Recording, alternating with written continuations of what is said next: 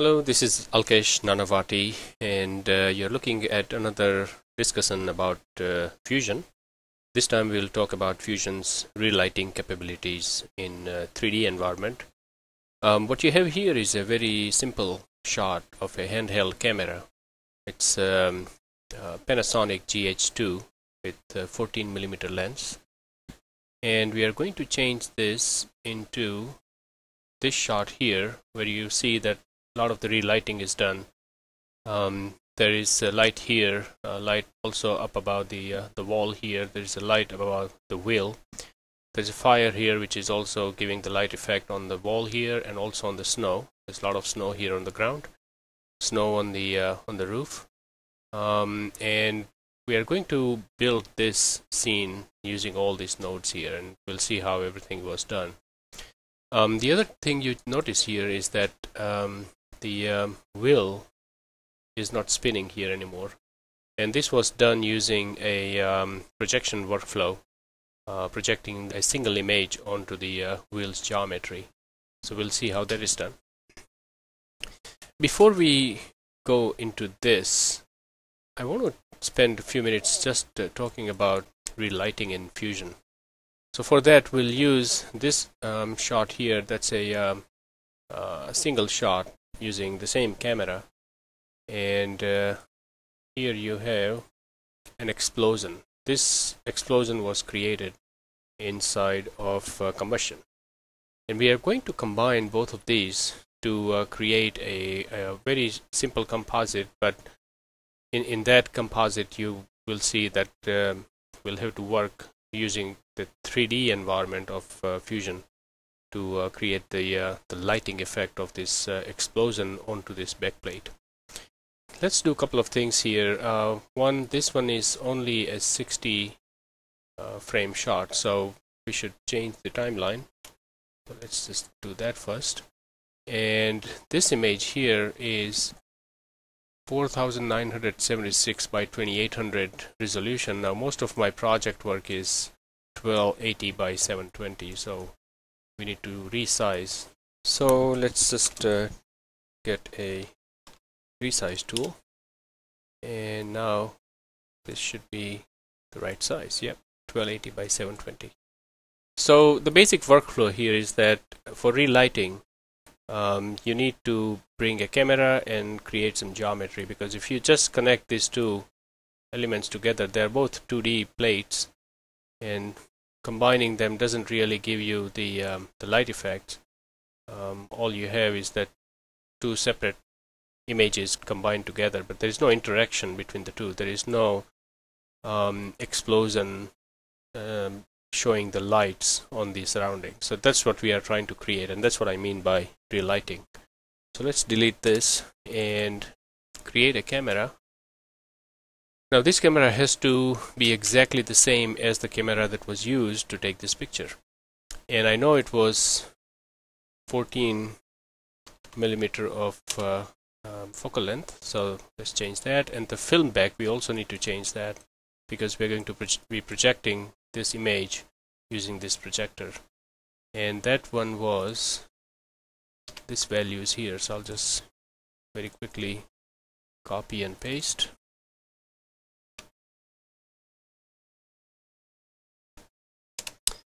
So that's done. Let's apply this image now to the camera. So if we see this in the viewport, the perspective way, this is how it is. I'm also going to view the same camera here, but this time it's going to be looking through the camera. So this is how it looks.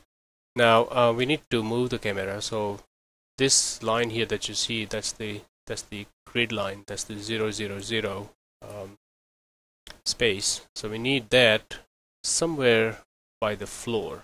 Now we don't have a moving camera, so it doesn't matter, how you set it up for what we are trying to do.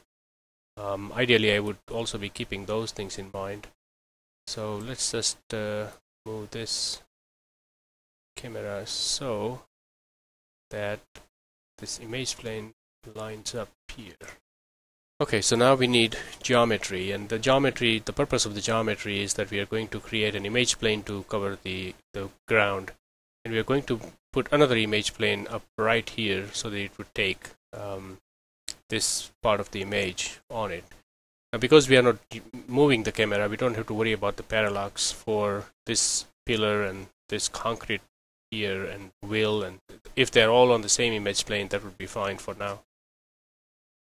Okay, so let's have this image plane here, and it's just a plane. So if you see this now node into this viewport, let's change the size of this to let's say 50. I'm not going to worry about how is it laid out in terms of the height and the width. We do need to flip this horizontally, so it would be like this, and see where is the ground plane. It's right here. Let me just not view the grid line here so you can see where are we putting this. Okay, so somewhere here would be fine, and I need another one for the vertical part, so I'll just do copy here and attach that to the scene. Just change the layout a little bit. Now we are ready to move that one. So that image plane, I'm not going to flip to 90 degrees because I need it like this, but I will move the Y rotation like this. So 90 degrees in Y, and then we'll move it in the back here, just where the edges are, just roughly. It doesn't have to be very precise, and move it up a little so it covers the whole area. Now this probably doesn't cover the whole area. Let me see if I can move. Yeah, just to make sure that we have covered the whole scene, I'm going to create a render 3D node, connect that and view that here. Before we do that, let's change this into a projector. So it's going to be a projection. I don't want to see the image. The projection is ambient light, and let's go here and enable lights. So now we can see how our image will look like in the full frame. So you can see that this doesn't really work. We need to change the or increase the size of this image plane here because there's a lot of gaps here, a lot of transparency. Alright, so that's this image plane here. So let's change that image plane's size to increase so that we can cover the whole thing. Okay, good. So we are done. Basically, we are done with the setup of the scene. Now what we need to do is relight. Before we do that, we don't want to forget about why we are doing this, which is this explosion. So we need to connect explosion to this scene, and because this is a 3D scene, you cannot just bring an image into 3D scene without having something that image will be applied to. So we need a 3D geometry for that, and I'm going to use another 3D shape, and this 3D shape will just take in this geometry and then just create some room here, and then this will go into the main scene. So now this geometry is part of the scene, but we don't see it because it's too small and it's not appropriately positioned, so we'll change that first. Let's make this a 25, and we also want to flip this horizontal on the y-axis, so it would be 90 like this, and to bring it towards here and up here. So you can see some things changing here, and that's where you see the explosion. So here is the explosion, but there is a problem here. What you see is an explosion, but it's not lit properly. So if you look at this, there is no light. So the reason why we don't have the lighting set up here is because the projection itself is an ambient light. So I'm going to change that to texture. As soon as you do that, the whole thing goes away. That's okay. We are going to need a catcher tool here, and this catcher tool is going to be applied to both of this geometry. So now you have it back. But another problem that we just created is if I create an ambient light and put this light into this scene, what you don't have is this light affecting this this scene.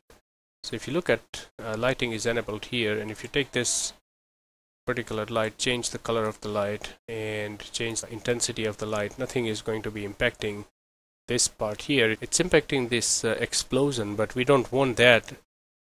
So why is this light not affecting? And the reason is that we have a catcher tool which is catching the texture, but there is nothing else left here that would catch the light.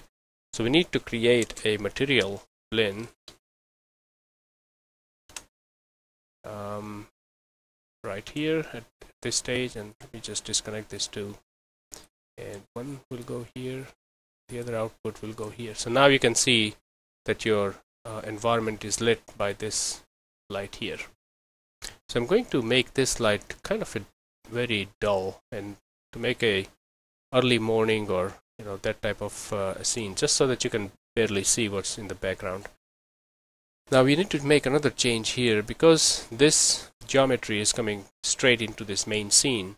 It is also affected by this light, and we don't want that. This is the explosion, and explosion I want a separate light for that. So I'll just create another scene here, and I'll do another light, and this ambient light is going to be applied to just this scene here. So now your explosion is lit properly. Good. So far we have a good beginning here, and very quickly you will see how this explosion is actually affecting the background. Now for that, what we need is a connection of this change in the luminosity and change in the color values here. We want to somehow connect that to the backplate, and for that what we need is a point light in this particular case, and this point light is going to be the light effect of that explosion. So if we just come here and where we see the explosion, we want to make sure that this light exists in the 3D space exactly where the explosion plane is. Right now it probably does not exist there. It's right there in the corner. So for that, it's the X axis here that is moving towards and away from the camera. So let's just set that one up. So I have this point light selected, and then I also have the image plane selected. I'm going to create an expression for the X coordinates and apply that to the X offset of this image plane. So now wherever I take this image plane, the light will go with it, as you can see. And that's exactly what I wanted. So that's the first step. I'm not going to use expression methods for the other two coordinates because I really want to move that by hand. So let's just move this image plane a little away, and maybe somewhere here. See where the explosion is right there. Yes, I'll just leave it maybe here. And what I'll do is by hand I'll move the light on the same plane. Remember, I cannot move it in the X position anymore because it's controlled by the expression. Now I'll just move this down to where the explosion effect is. Now a couple of things we need to change. In this blend node, specular intensity is still 1, so we'll bring it down to 0 because we don't want the specularity or any kind of shininess on this image planes. The other thing we need to do is make this two-sided so that ground is also lit. And lastly, we don't want any kind of specularity on the image plane that is catching the explosion. So let's go into the material node here and specular highlight intensity, bring it down to 0. Okay. Now I still think that this is a bit too small. So let's change it to maybe 40 so that the explosion is bigger also. Okay, so now we see where that explosion is in the 3D space, and let's make sure that we have not affected the light. Yep, the light is right there in the middle of the explosion. The next step is to connect this light with the changing values of this explosion, and that's the fun part. Because right now, when the explosion is not taking place, the light is still there. When the explosion is at its peak, the light is still there, but doesn't change. And when the explosion goes away, the light is still there. Not only that, but the light is of different color. This light here is white. And what we want is the light that is matching the values of the color and intensity of this fire ball here. So what are we going to do for that is make a connection between this image plane and the light. And for that is a great workflow inside of Fusion, and that is for these 4 values here, R, G, B, and intensity. I'm going to do one at a time. So let's do R and right click, and we are going to modify with a probe modifier. And this probe modifier that opens up here has very simple choices here. This is obviously R, so we'll just leave that red here. But what we want to do is use this particular area of the image for the lighting. So I'm going to create a probe rectangle and put it right here, and change the size just to match the explosion area. I'll just leave this average and all that to default. But what we need is connection. So I'm going to drag this image into this field here. Now R of this image is controlled by this fire. Let's do the same thing for G and modify with probe modifier. Second modifier is right here. Take the image, apply here, rectangle, and I'm going to make another rectangle and position it right here. Right click, modify with probe, and again we are going to go into the probes, and what we are going to do is take this image, plug it right here, rectangle, and like so. Oops, not that one. Like so. Now they're all red right now, so let's change that. So R and then G and then B. So now you have the right colors representing the fire. Now let's play with intensity. So let's close this probes here. We don't need to look at them. And go back to the tool and intensity, modify with a probe. And for that, I'm going to do something different this time. I want the intensity to really jump out. So I'm going to create a brightness and contrast node here. Connect this image sequence to that. And let's just brighten this up. So gamma, I'm going to change it. And saturation, I'm going to also increase. So now I'm going to use this for the intensity. Let's go back to the light here, and I'm going to use this brightness and contrast as the values to be applied here. And this is going to be luma rectangle, and this rectangle is going to be right here.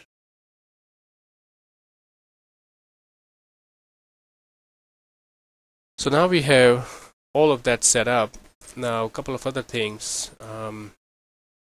Let's look at the render node here for the final scene. And what we are going to do is play with this light. Right now it has no decay. I don't like that. I'm going to do a linear decay, and then I'm going to change the drop-off rate. So the light I want to keep about maybe this bright.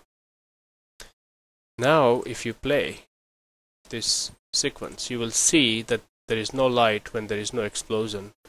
As soon as the explosion develops, the light kind of brightens, and when the explosion goes down to red and then to nothing, the light also goes away. If you also observe the light itself, you will notice that these values are changing continuously frame by frame, and that change is happening as the change is happening in the original image plane. So now you have relit the scene according to the explosion. Now you can also add some other things which we have done here, and I'm not going to build it here again, but the bump map that you see in the original script here that we are going to look at next, right here. So you see this bump map that is applied to the wall, which is giving you the effect of rough edges and the rough surface of the wall.